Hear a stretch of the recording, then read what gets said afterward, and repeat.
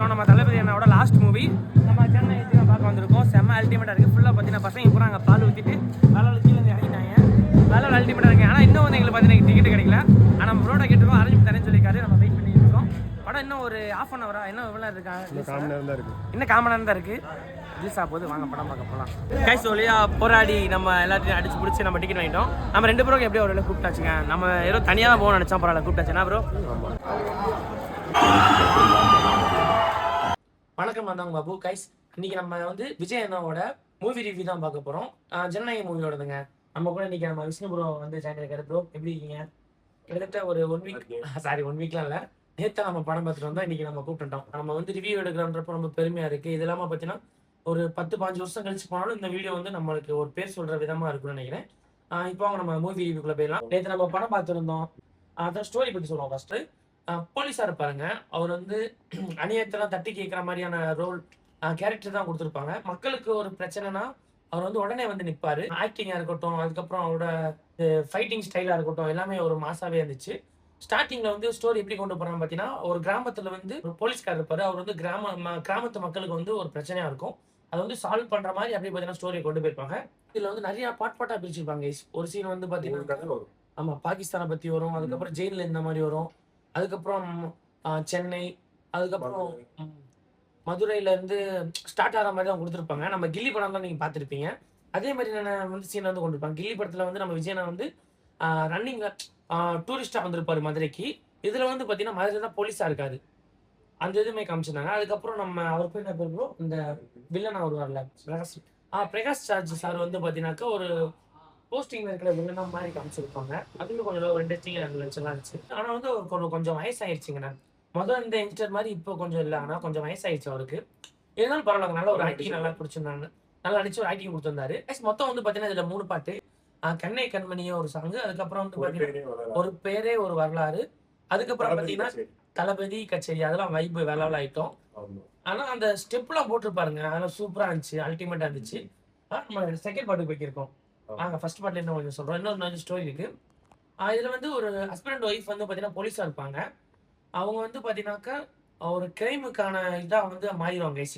அதாவது செகண்ட் பார்ட்ல எப்படி நான் ஸ்டோரின்னு பாத்தீங்கன்னாக்கா, நம்ம இதுல வந்து மமிதா பைஜு அவங்க இருப்பாங்க கைஸ். அவங்க வந்து பாத்தீங்கன்னாக்கா சின்ன பிள்ளையில இருக்கிறப்ப அவங்க அம்மா வந்து ஒரு கிரிமினல் வந்து பாத்தீங்கன்னாக்கா ஒரு பொம்மையை வாங்குவாங்கன்னு சொல்லி, ஃபயர் ஆக்ஷன்ல அது வந்து பொம்மையை வாங்குவாங்கன்னு சொல்லி அடிச்சு அவங்க அம்மா வந்து பாத்தீங்கன்னா கொண்டுருவாங்க. அதை வந்து நம்ம மமிதா பைஜு அவங்க சின்ன வயசா இருக்கிறப்ப பாத்துருவாங்க. அதனால வந்து பாத்தீங்கன்னா ஒரு ஏதோ ஸ்ட்ரோக் மாதிரி ஏதோ ஒன்று வந்துடும். அவங்களுக்கு வந்து ஏதாச்சும் ஒரு திடீர்னு ஒரு ஷாக்கான விஷயம் பார்த்தோன்னா ஸ்ட்ரோக் மாதிரி வந்துடும். அதை வந்து இவங்களுக்கான பிரச்சனையும் தீர்ப்பாரு. அதுக்கப்புறம் இந்தியாவுக்கு வர போற பிரச்சனையும் பார்த்தீங்கன்னா தீர்க்கிறதுக்கான ஸ்டோரியா தான் வந்து பார்த்தீங்கன்னா இருக்கும். கைஸ் கிட்டத்தட்ட இந்த மூவி பார்த்தீங்கன்னாக்கா 3.5 மணி நேரம் 3 மணி நேரம் 4 நிமிஷம் பார்த்தீங்கன்னா அந்த மூவி இருக்குங்க. அதுக்கப்புறம் பார்த்தீங்கன்னாக்கா வில்லனை வந்து ஸ்டார்டிங்ல ஒரு சீன்ல காமிப்பாங்க. அவர் ஜெயில இருந்து இருக்கிற மாதிரியான சீன் இருக்குங்க. அவர் அந்த ஒரு செகண்ட்ல பாத்தீங்கன்னாக்கா அங்க இருக்கிற ஆப்பிரிக்கன்ஸ் அவங்க இருக்கிற போலீஸ் மிலிட்டரி மேன்ஸ் எல்லாமே பாத்தீங்கன்னா சுட்டு காலி பண்ணிட்டு இருப்பாங்க. அவரோட ஹெட்டா இருக்கிறவர் வந்து பாத்தீங்கன்னாக்கா, நீ என்னை கொல்லணும்னா நான் தான் முதல்ல முடிவு பண்ணணும் அப்படின்னு சொல்லி ஒரு சீன் வருங்க. அதெல்லாம் பாத்தீங்கன்னா ரொம்பவே அல்டிமேட்டா இருந்துச்சு. கைஸ் இதுல வந்து பாத்தீங்கன்னா மதன் கௌரி அண்ணா வருவாரு. அவர் வந்து ஒரு சயின்டிஸ்ட் அந்த மாதிரி சமையல் வருவாரு. ஆமா, அவர் வந்து கேஜெட்ஸ் பூராமே பிரிச்சு இல்லங்க, ஒரு கேஜெட்ஸ் எல்லாம் வந்து அவர் சீக்ரெட் ஃபைமரா சொல்லி காமிச்சாரு. அவர் வந்து சீக்ரெட் ஏஜென்டா மாதிரி ஒரு சீன்ல காமிச்சிருப்பாங்க. அதெல்லாம் சூப்பரா இருந்துச்சுங்க. ஆனா அவர் வந்து டக்கு வந்துட்டு போற மாதிரியான சீன் மட்டும் தான் இருக்கு. அவர் வந்து வராட்டா இந்த மொபைல் வந்து அவர்கிட்ட கொடுக்குறா, டக்குன்னு கொடுத்துட்டு அவர் அப்படியே போயிடாப்ல. அது மட்டும் கொஞ்சம் கட்டாயி டக்குன்னு போன மாதிரி இருந்துச்சு. கைஸ் இதுக்கப்புறம் பாத்தீங்கன்னாக்கா நம்ம விஜய் நான் வந்து நம்ம 2 சீன் முன்னாடி வந்துட்டோம். நான் அதுக்கப்புறம் முன்னாடி சொல்றேன். அரசியல்வாதிகள்லாம் இருப்பாங்க கைஸ். அவரோட ஏரியாக்குள்ளே போய் சாப்பிட்டுட்டு அப்படியே வந்து வருவாரு. அப்ப வந்து அவங்களை வந்து அடிச்சுடுவாங்க. அடிச்சுட்டு பேசிட்டே இருக்கிறவங்க குத்திடுவாப்ல. அப்படி சொல்லி ஒரே குத்திட்டு அவர் வந்து வில்லன் அப்படியே உட்காந்துருப்பாங்க. அப்படியே அவர் அடிக்கிறாப்ல. இவர் வந்து அடிச்சு அதே மாதிரி லாக் பண்ணிடுவாப்ல. வெளியே இருக்கிறவங்க உள்ள இருக்க லாக் பண்ணிட்டு இவங்க அப்புறம் அப்படியே ஓடி போவாங்க. அந்த சீன்ல வந்து பாத்தீங்கன்னா கட்டி போட்டு வச்சிருப்பாரு. நாட்டுக்கு வந்து நல்லது பண்ண வாங்கினாங்கன்னா கொள்ளை பண்றதுக்கும் வந்து அதனால கொஞ்சம் வந்து வைலன்ஸ் அது மாதிரி நிறைய இருந்துச்சுங்க. இது வந்து பாத்தீங்கன்னா பகவத் கேசரியோட ரீமேக் மூவின்னு தான் சொல்லியிருந்தாங்க. ஆனா நான் மூவி பார்க்கலங்க. அதனால நம்ம ப்ரோ நேம் வந்தாரு. சண்டை வரும். அப்படியே வில்லன் வந்து கொன்றுவாரு. அப்படி கொண்டுட்டு தேசிய கொடி ஏந்திட்டு அப்படியே பார்த்தீங்கன்னா மூவி வந்து எண்ட் ஆயிடுங்க. ஆமா கடைசியில வந்து ஆமா லோகேஷ் கனகராஜ் அவங்களோட சீன் வந்து கேள்வி கேட்பாங்க. நாளை தீர்ப்பு என்ன சொல்லி கேட்பாங்க. அதுக்கு என்ன சொல்லுவாங்க அது வந்து அப்படின்னு சொல்லி ஓட்டு காமிப்பாரு. அப்படியே முடிச்சிருவாங்க. கடைசியில இன்னொரு சர்ப்ரைஸ் இருக்கு.